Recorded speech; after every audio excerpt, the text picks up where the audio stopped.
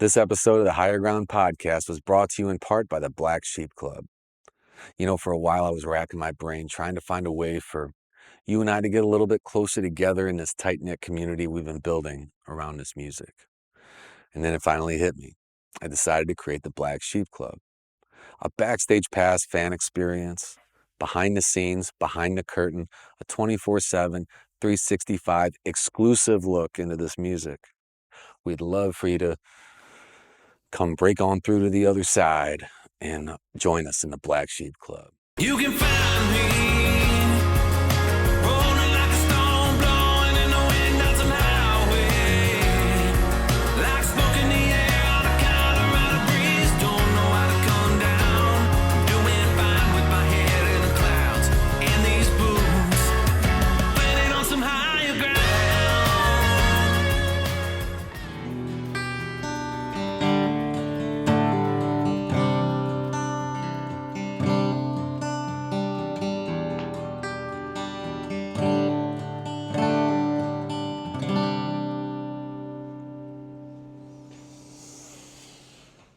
What's going on, everybody? Welcome back. Welcome back to the Higher Ground podcast, episode 2. I guess this is going to be a thing, at least for the time being. Had a blast last week with Higher Ground, talking about that song. Love the feedback. It's great to see all the comments.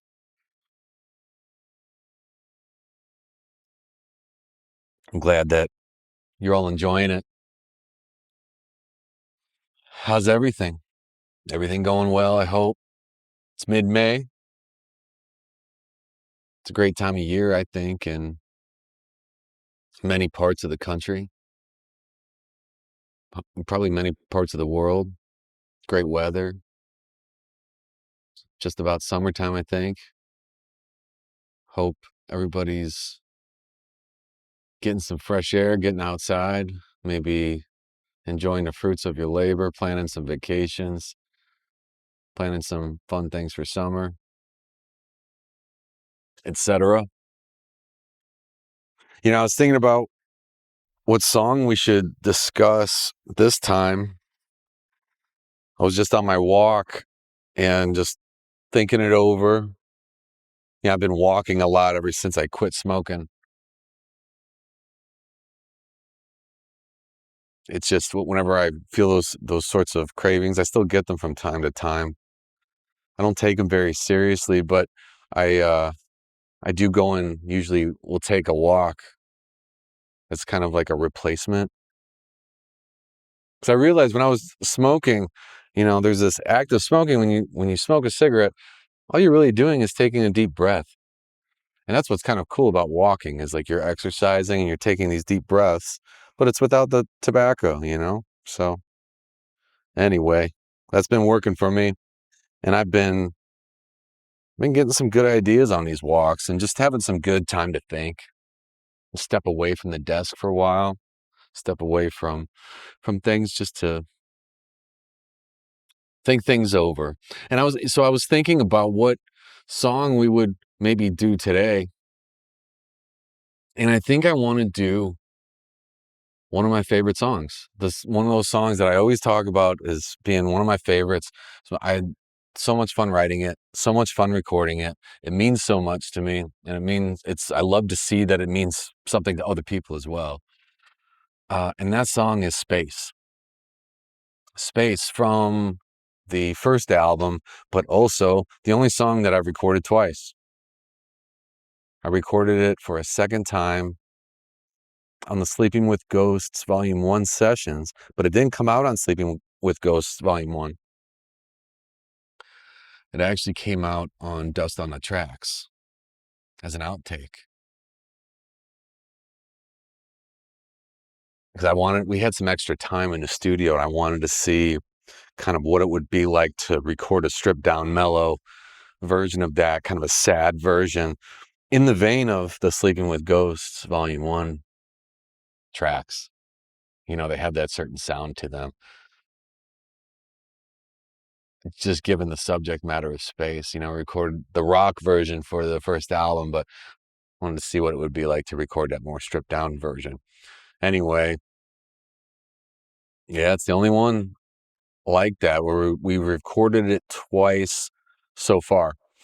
Wrote this one with Leslie Satcher. One of the cool things about being a songwriter here in Nashville is I find that if you work hard and you try to do the right things most of the time, I think you find that um, good things start to happen. And every once in a while, you get one of those kind of like bucket list moments and one of those really cool learning experiences. And for me, one of those things was getting to write with Leslie Satcher a number of times. There's something that happens when you write with somebody that you look up to. It's a level of learning that I can't even really describe. You just walk away kind of a different person. So very blessed to have written a number of songs with Leslie. I've recorded a number of them. You'll actually be hearing even more of them as time goes on. I wrote If This Didn't Kill Me with her also from the first album. That was the first song we wrote together. Space, I think, was either the second or the third. I think it was the second song that we wrote together. Probably a couple months later. That was a really cool day, really special day. As I said, anytime you get to write with somebody like Leslie, it's a special day, and you don't take those for granted. So I remember it kind of like it was yesterday. I remember very specifically that I was listening to a lot of Eagles at the time. And I didn't know what Leslie, you never know what somebody wants to write. When you're in a co-writing session, that's a collaborative thing. It's not about you, it's about all of you. And so I didn't know where Leslie was coming from that day. Everybody walks in different, but I had been listening to the Eagles and Jackson Browne and 70s California country rock like crazy, I think, during this time period. Like just on repeat all day, every day, listening to just that kind of music.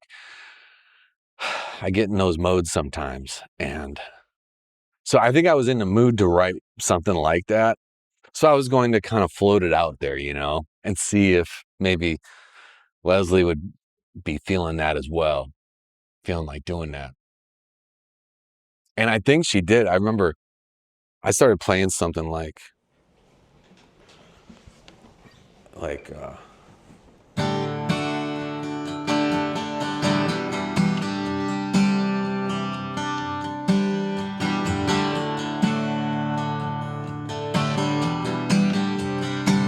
something kind of like that, just to get us going. And then Leslie we started a conversation. Leslie, I think how she was walking in that day, she happens to be also a outstanding painter. I think she, visual artist. I believe she specializes in painting. Not sure specifically what medium, but I know it's a big passion of hers. So she was telling me about a painter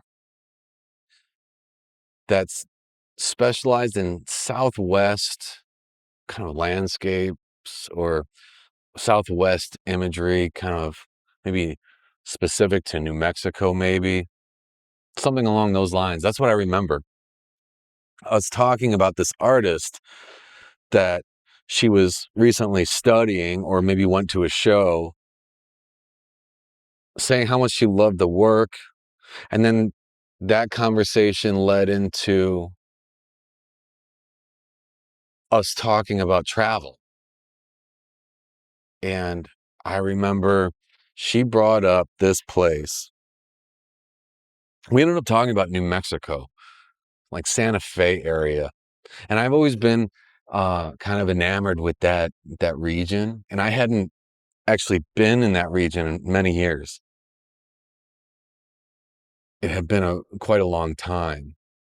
So she was kind of filling me in on the inside scoop on some things to check out. And I'm immediately, taking notes in my head because I'm thinking about, I was like, you know, just what she's saying, I'm inspired to go do this.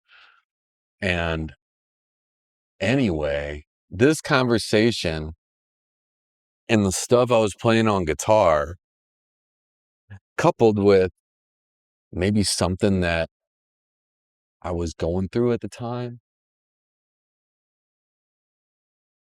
I think I was starting to throw out some ideas. Leslie's one of those songwriters. She's so amazing that she just kind of rolls. If you, she's this very inspiring person where if you say something, she'll she could spit a whole verse, a whole song section in moments, just off any idea that you might throw out there, no matter how arbitrary it might be.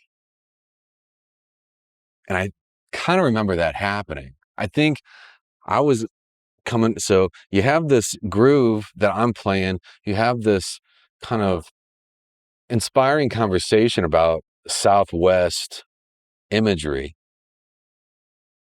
and landscape and even places to go visit. Remember, we got caught up on this margarita bar, and she said, "You got to go to this margarita bar." And so I was taking all these notes in my head. And then I think we started throwing out some ideas. And I threw out some idea. I think I was going through, um, I was post breakup for sure. And I was just throwing out some idea that I had that I thought was pretty good, that maybe had some legs. And then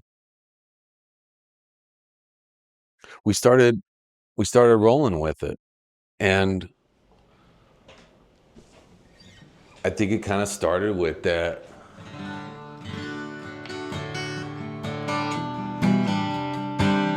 I think I said I had some line in my book written down, rolling like a stone on this desert highway. And that might have been like all I had. And then it became like,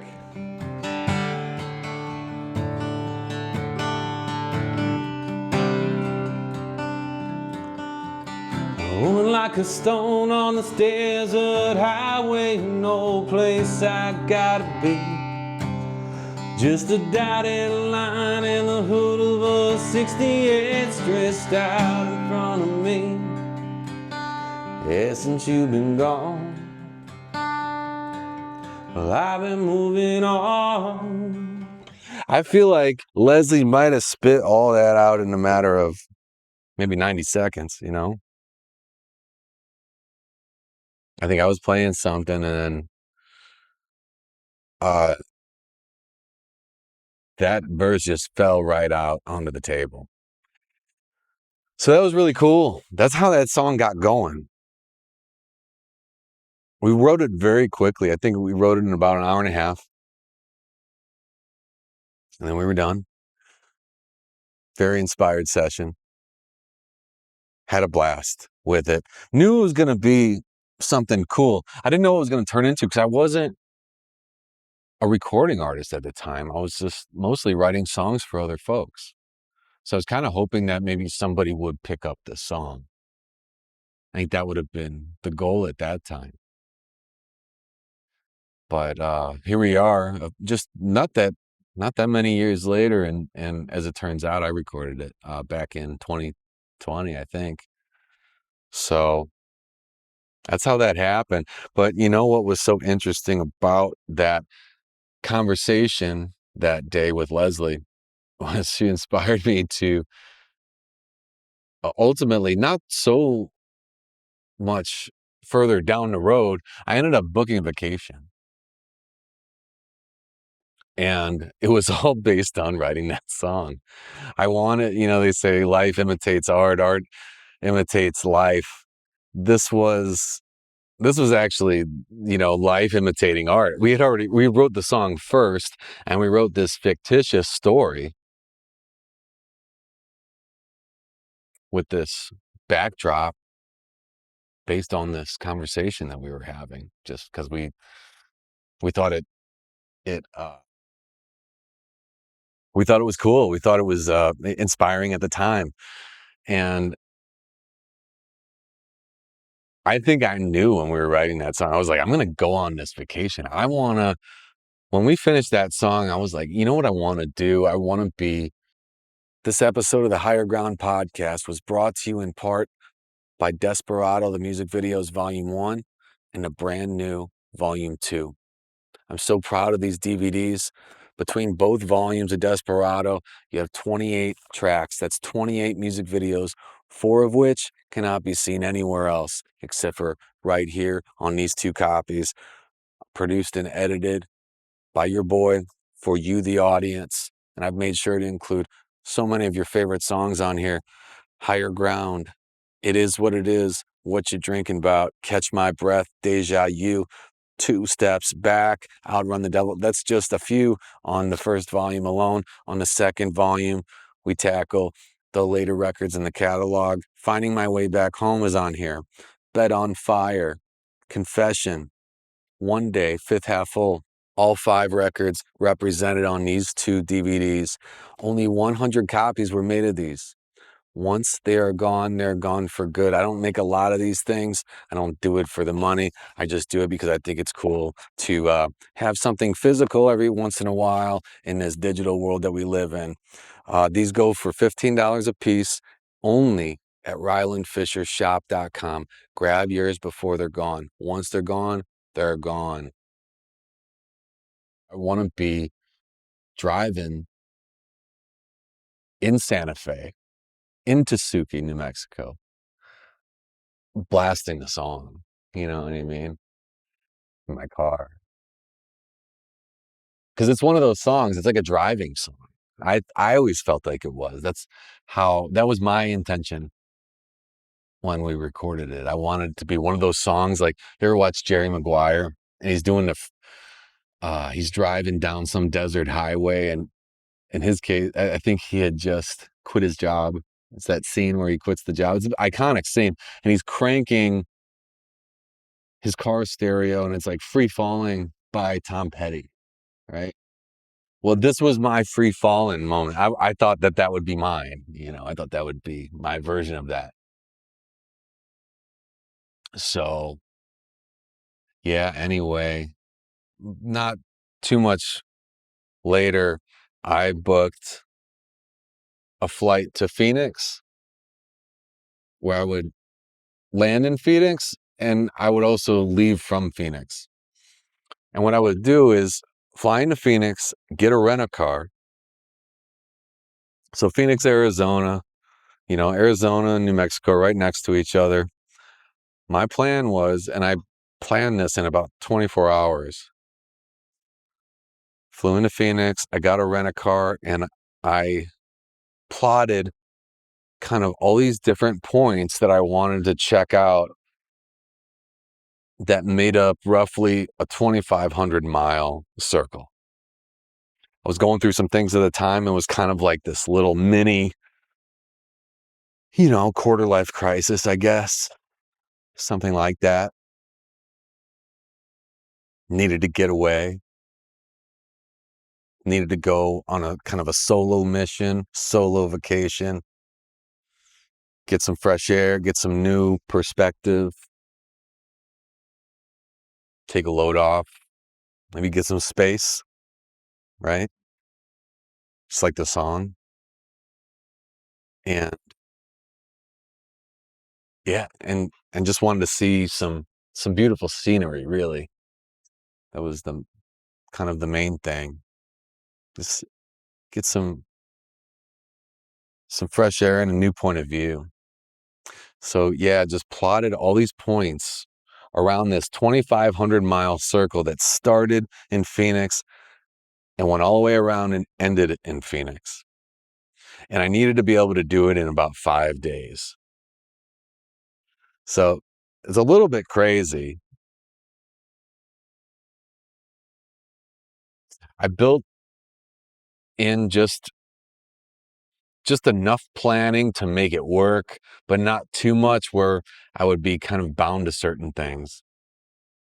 Like if I was really having fun in a spot and I wanted some more time than what I thought I was going to want, I left some flexibility in there. So anyway, got to see some amazing things. But what is kind of funny about it is that the whole trip was planned. I got to see so many things. Uh, Sedona, White Sands. I even went to Roswell, in New Mexico. They have like a alien McDonald's and an alien Dunkin'. Everything's alien in Roswell. The gas station is alien, right? Anyway, um, I went all over. I went all over the place, but the whole thing, including Santa Fe, including Phoenix, Scottsdale, the whole deal. Got the Flagstaff. The only thing I didn't hit was Grand Canyon because it was so far out of the way.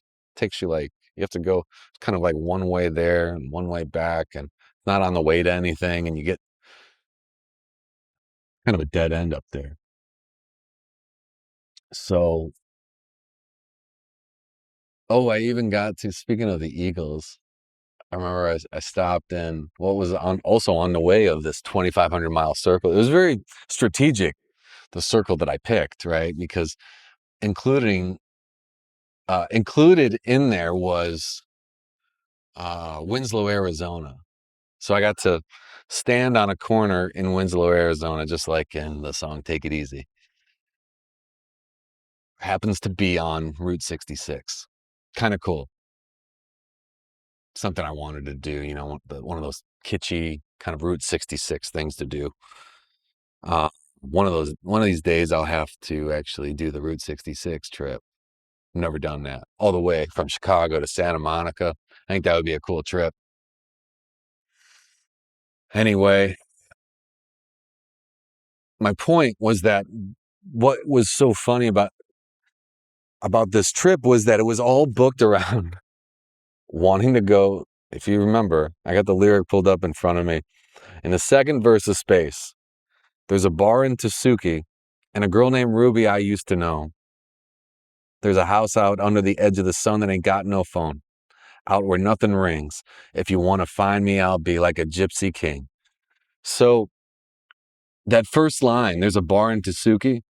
That's that bar, that margarita bar I was talking about at the beginning of the story that Leslie was telling me about. She's like, you have to go to this margarita place. It's in Tasuki. It's right outside. It's like 10 minutes outside of Santa Fe. You have to go. And I remember saying, if you have two, you'll be kind of, I think she said that. If you have two, they're really strong. And if you have two, you'll be on the floor. And sure enough, I was like, man, I think I got to stay in town tonight. That was one of those scenarios where I had to build myself enough flexibility into the trip so I could enjoy myself, the way I wanted to at the time. So yeah, I thought it was interesting. This whole trip, this 5-day, um, huge excursion, 2,500-mile excursion was all based around Leslie Satcher telling me this really inspiring story about this margarita bar in Tasuki, New Mexico. And then the fact that we included it into a fictitious song that we wrote together. So, a lot of fun. A lot of fun that trip. Obviously, a lot of fun writing that song. I remember I was probably having my second margarita, and I texted Leslie. I was like, Leslie, I made it to the Tsuki Village Market. I even got myself a hoodie. I got some swag because I was immediately a fan of the place. So exceeded all my expectations, and that trip really exceeded all my expectations. It was an outstanding trip. I'm not sure that I'll ever have a trip that matches that one in that way that it did for me at that time. I've been lucky enough to go to a lot of really cool places and see a lot of really cool things. But there's something about going on a trip by yourself when the intention is to kind of learn something about yourself and gain some fresh perspective. Uh, that makes it just a little extra special. So I always romanticize and think fondly on that trip because it was really outstanding. I didn't really have any plans. I was kind of booking hotels, on the fly. Yeah, just a lot of fun. I'd like to do that again sometime. Maybe maybe that's how I do the Route 66 trip, you know, start in Chicago, my hometown. That's where I was born, and end up in Santa Monica, maybe fly back or something. I think that would be cool.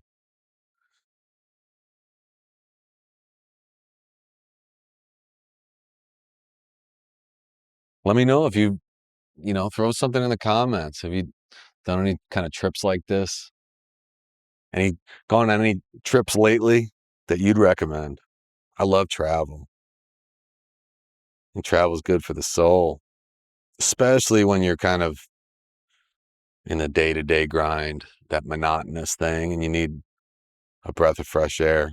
With nothing like travel. It's kind of such a great reset. Works like a charm. Works every time. Except sometimes you need a vacation from the vacation, you know?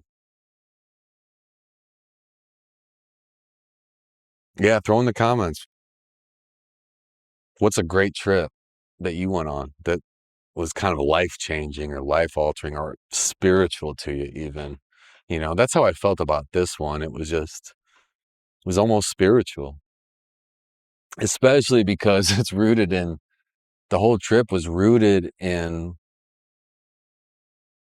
a song that fell right out of the sky. I think that's how, to me, I look at co-writing and songwriting as kind of a spiritual thing. I don't think that actually, it sounds maybe a little up in the clouds, but I really believe this. I've always felt this way. I feel like songwriters, it's not about, a gift or a talent in actual songwriting. I think it's a gift in listening to maybe a higher power and being a vehicle for something bigger than yourself. I think great ideas fall into our laps, creative ideas, they fall right out of the sky. And like that burst of inspiration, if you're a creative person, you know exactly what I'm talking about. If you work in a creative field, you know what I mean, where, you know, something falls into your lap and you're like, whoa, this is so much bigger than me. So something so cool to have such an amazing life experience come out of another amazing life experience, writing with a songwriting idol of mine. But yeah, that's how that happened. And after 5 albums, I would say that